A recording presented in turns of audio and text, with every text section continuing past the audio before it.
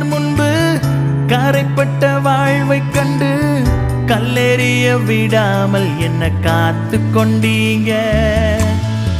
பாவம் நிறைந்த இருளான வாழ்க்கையில ஆக்கினை தீர்க்காமல் ஆதரித்தீங்க.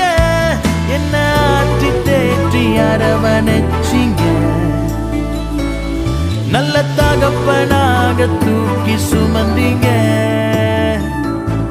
என்ன விட்டு கொடுக்கலை சாத்தான் கையிலும் மனுஷன் கையிலும் விட்டு கொடுக்கலை. கொஞ்சம் கூட நினைச்சு பார்க்கல என்ன தேடி வந்தீங்க.